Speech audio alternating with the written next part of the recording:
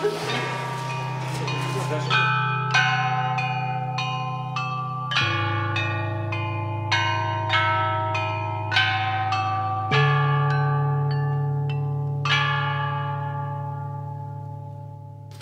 avons eu la chance à Saran d'organiser l'exposition de la collection Meiying-Tang, qui est une grande collection suisse, et la personne avait prêté ses 60 plus beaux objets. Cette collection aurait dû partir au musée de Boston et au Metropolitan, et par amitié par le président Chirac, il a accepté de les prêter à Saran. Donc c'était quand même une grande première pour la première fois que cette collection sortait et était présentée au public dans le monde. Nous avons également eu la collection d'Artevel, une collection d'art africain qui venait de Belgique et qui était dans les réserves du musée depuis plus d'une soixantaine d'années. Donc c'était également un privilège de pouvoir exposer une collection inconnue du public et qui mérite d'autres musées et qui devrait être dans les grands musées français pratiquement. Nous avons également eu le privilège d'avoir la collection Dior, donc un ensemble de robes qui avait été prêté par M. Arnault et qui a eu un succès absolument extraordinaire, près de 60 000 visiteurs.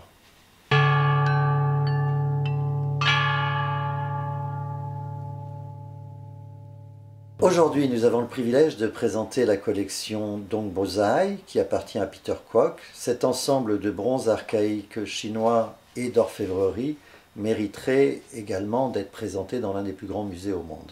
Et une nouvelle fois, c'est par amitié pour le président Jacques Chirac que le collectionneur a accepté de présenter cette collection au musée de Saran. Peter Kwok est un homme d'affaires qui est passionné par l'art et il a le privilège de s'intéresser à l'art de son pays, donc aux objets du XIIe avant Jésus-Christ. Il faut remarquer qu'en Chine on a ce privilège. Chez nous c'est vraiment autre chose. J'ai du mal à imaginer ce que nous faisions au XIIe siècle avant Jésus-Christ. Peut-être nous étions encore dans nos grottes ou dans les arbres et je pense qu'au niveau artistique il n'y avait rien.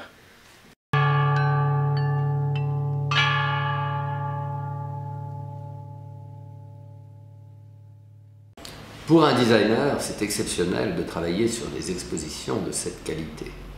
Mais ce qui est amusant, c'est dans notre métier, en règle générale, on est censé se mettre en valeur, alors que là, il faut absolument que l'œuvre soit mise en valeur.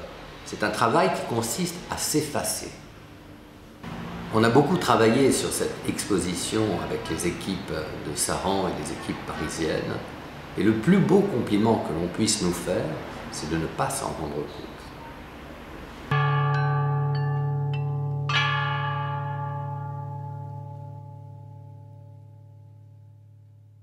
Le bronze est pour la Chine ancienne et depuis la mythologie l'emblème du pouvoir royal, l'élément également qui permet de parler entre le monde des morts et le monde des vivants. C'est un élément très très important pour les Chinois et c'est vraiment une grande partie de leur histoire. Alors, ce qui est tout à fait intéressant dans cette production de Chine archaïque, c'est que d'emblée, les Chinois utilisent du bronze. Or, dans un vaste Occident allant de l'Irlande jusqu'au monde indien, on attend le XVIe siècle. Or, les Chinois, dès 1700 avant Jésus-Christ, utilisent cet alliage étonnant qui est le bronze. Il ne faut pas oublier que les bronzes, lorsqu'ils étaient fabriqués et qu'ils sortaient du moule, étaient d'une couleur jaune. Donc pour les Chinois anciens, c'était une relation avec l'or et c'est pour ça qu'on appelait ces objets bronze d'or.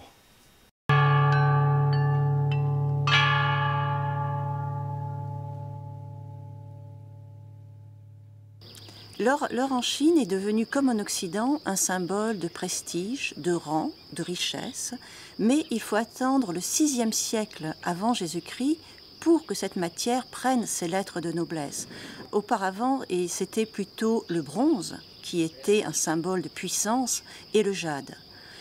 L'or, au début, dans ces périodes d'importance du bronze, était réservé à la parure. Les épingles à cheveux, les colliers, les bracelets. Et à partir du VIe siècle avant notre ère, il va commencer à être utilisé pour décorer la vaisselle toujours pour les parures de vêtements, mais également pour les armes. Il faut attendre les environs de notre ère pour que la vaisselle en or apparaisse de façon plus courante dans la vie quotidienne des princes chinois.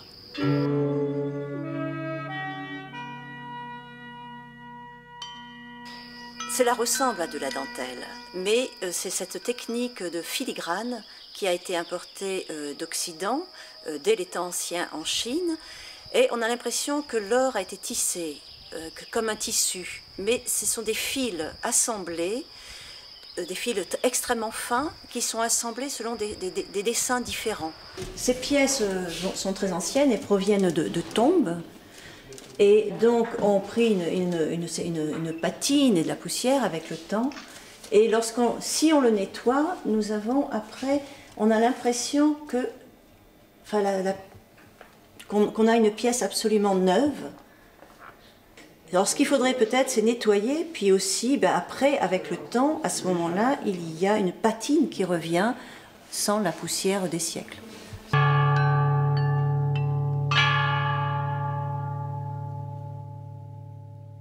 La collection d'Angpo Zai ne comporte qu'une seule œuvre bouddhique, une grande statue en marbre blanc qui a conservé des traces de polychromie et qui date du VIe siècle. Le VIe siècle est la période peut-être d'apogée de la statuaire chinoise.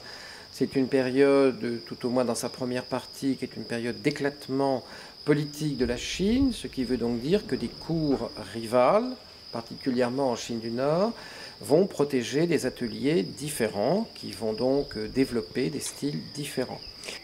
Alors il y a un détail qui peut intriguer nos visiteurs, c'est le svastika que porte le Bouddha sur son torse. Il en est de même des différents Bouddhas du passé qui portent aussi ce signe. Et d'autres Bouddhas, le Bouddha de l'Ouest, enfin d'autres Bouddhas ne le portent pas. Et on trouve cela dans l'iconographie bouddhique en général, dans le monde himalayen, chinois et japonais. Mal interprété et tournant dans le sens funéraire dans l'autre sens, le svastika va être utilisé, hélas, dans des périodes très tragiques, beaucoup plus contemporaines.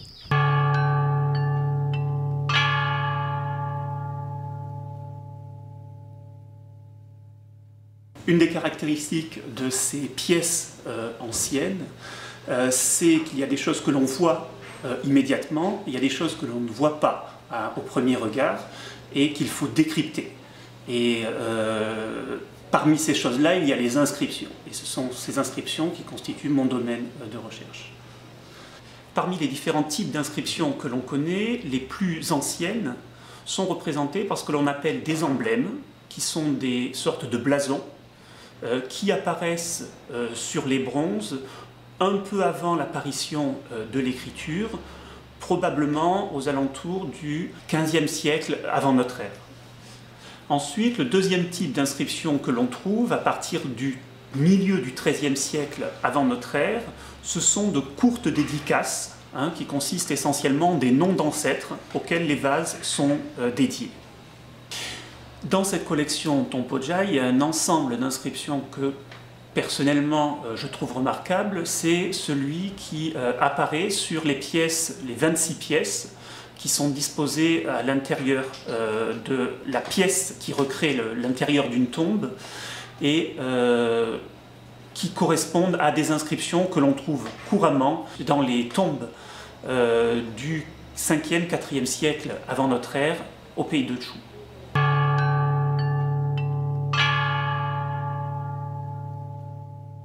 Moi, ma pièce préférée, c'est un grand tripode en bronze qui appartient à une période très particulière, qui est la fin du 6e, le début du 5e siècle, c'est-à-dire le passage de la période dite des printemps et automnes à la période dite des royaumes combattants, qui est une période de conflit intérieur très grave, et une dichotomie entre des vies de cour provinciales extrêmement brillantes et le reste de la population qui quand même survit avec difficulté au milieu des crises. Ma pièce préférée de l'exposition est une verseuse très élancée en or massif qui porte très peu de décoration, simplement un bouchon qui est en forme de lion assis, une tête de dragon d'où émerge le bec verseur et un médaillon qui est dit en forme de pêche ou de fleurs d'abricotier. Pour moi, cette pièce représente à la fois l'élégance et la sophistication de l'art chinois.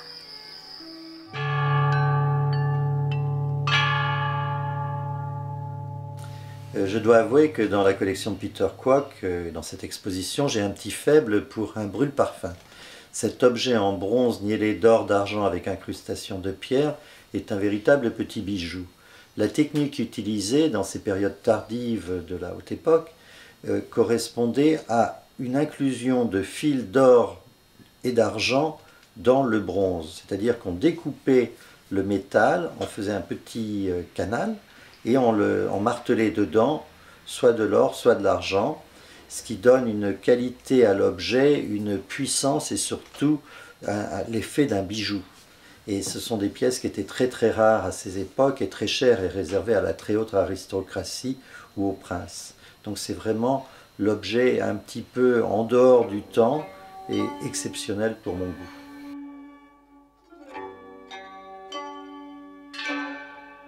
Peu importe la matière, que ce soit du bronze, de l'or ou du marbre, c'est la qualité de l'objet qui est importante.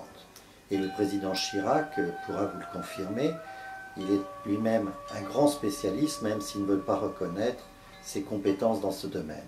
Et vous pourrez le savoir en lui posant la question vous-même. Oh, un collectionneur, non, parce que je n'en ai pas les moyens. Un expert, non, parce que je n'en ai pas les capacités. Et donc, je me considère à juste titre comme un amateur.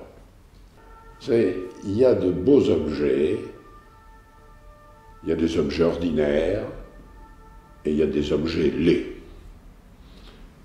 Qu'ils soient de bronze, d'or ou de bois. Moi, j'aime les beaux objets, et quelle que soit la matière qui les constitue.